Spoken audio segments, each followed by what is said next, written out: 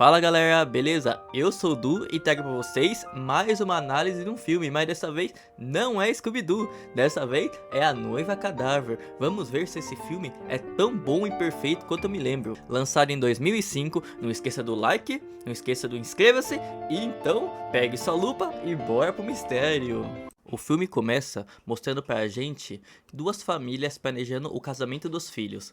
Cada um acha que a outra família é rica.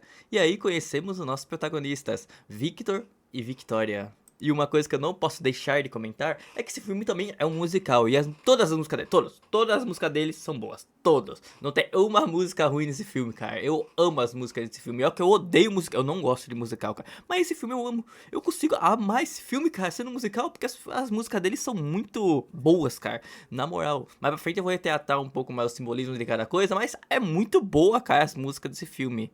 Após a família do Victor levar ele para a casa onde vai conhecer a noiva, ele tá bem nervoso porque ele nunca viu a Victoria. E aí começa uma cena linda, que é ele começando tocando um piano e ela chegando. E esse riffzinho de piano, nossa, é uma coisa mais perfeita desse filme, cara. E quando os dois se vê, é amor à primeira vista. Só que aí eles vão fazer um ensaio de casamento. Só que Victor tá muito nervoso, ele erra tudo, até que ele deixa a aliança cair embaixo da saia da mãe dela e taca fogo na sogra. Eu sei que esse é o desejo de muita pessoa, mas não taque fogo nas sogras, ouviu? Não pode.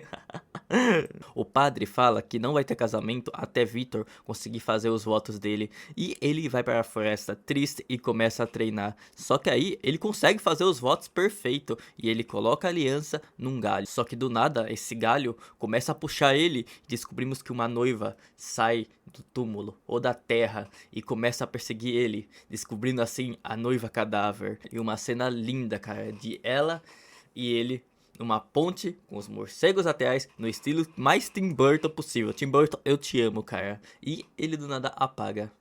Após Victor acordar, assustado, no meio de um monte de mortos, ele fica se perguntando onde está. E aqui começa uma das melhores músicas desse filme, cara.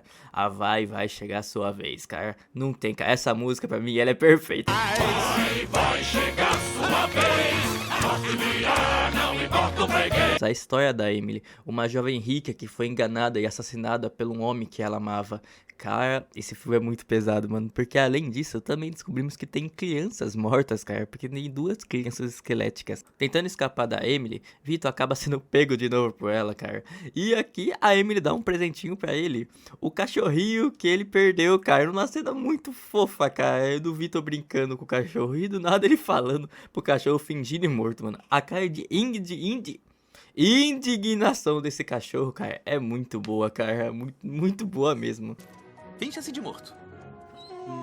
Mas Victor tem um plano de convencer a Emily para levar ele ao mundo dos vivos, falando que ia ver os pais dele. Emily levando ele para um sábio, um esqueleto lá com a barbicha muito boa. Os dois conseguem voltar para o mundo dos vivos, só que na verdade Victor queria ver Victoria. E uma cena boa demais da Emily atrás dele, olhando bravo para ela. Os dois voltam para o mundo dos mortos. Victoria tentando contar para os pais o que aconteceu e para o padre, todo mundo acha que ela é louca e tranca ela dentro do quarto, cara. Então, já que o Victor não está mais aqui, a família dela resolve que ela vai casar com o Lord Barks, cara.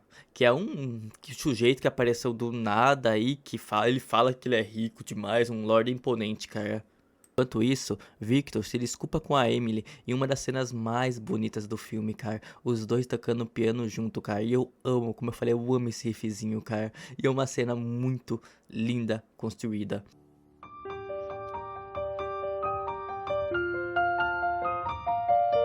Até que eles escutam que um novo morto chegou, cara, recém-chegados, cara. E descobrimos que é o empregado do começo do filme do Victor, cara. E o empregado fala que é o Jin-Hoon, né? Jin-Hoon, não sei o nome dele. Fala que a Victoria vai se casar hoje à noite com o Lord Bax. E Victor fica bem abalado com isso.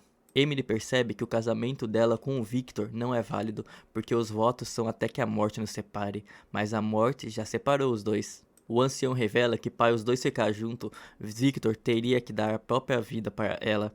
Mas a Emily não quer que isso aconteça. Mas Victor, escutando tudo, fala que vai fazer isso. E então o mundo dos mortos, cara, vai subir pro mundo dos vivos para realizar o maior casório. E aqui temos uma música muito boa que é do casamento, cara, na moral.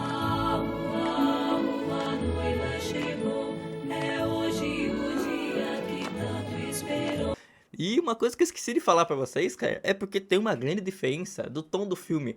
No mundo dos vivos, tudo é acinzentado, como se fosse tudo ruim, cara, tudo triste, cara. E nos mundos mortos é tudo colorido, cara, como se fosse mais feliz, cara. Mano, essa simbologia que o Tim Burton dá pra esse filme é muito boa. Quando os mortos chegam na cidade, os vivos entram em pânico, mas logo percebe que os mortos são apenas familiares e amigos queridos que voltaram pra cima. E o clima muda completamente, cara. Começa um clima mais bom, todo mundo começa a abraçar. E aqui descobrimos o plano do Lord Barks, cara, que ele só queria a fortuna da Victoria. Mas na maior cara de pau, a Victoria fala que não temos fortuna, que ele que devia salvar a família. E a cara de indignação do Lord Barks é muito boa. Chupa essa, Lord Barks. Uma cena que eu dou muita risada é o padre todo bravo, cara, falando que os mortos não vão entrar e gritando. Ele gritando fala pra ele voltar pros submundos, até que os mortos do nada falam: fale baixo, estamos na igreja. A cara do padre é muito boa.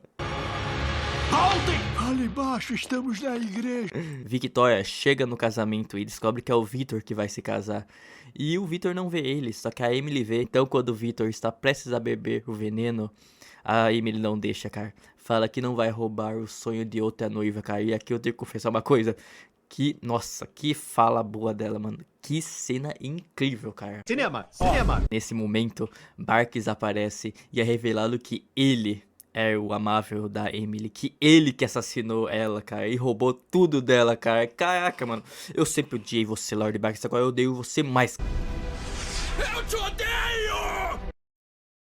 Lord Barks pegando a Victoria pelo pescoço com uma espada, cara, e Victor entra no meio e começa uma luta entre os dois. Quando Victor está prestes a ser morto, Emily entra na frente, cara, e salva ele, cara. E ele achando que ganhou e indo embora, só que antes ele toma o vinho, mas na verdade o vinho era o veneno, cara.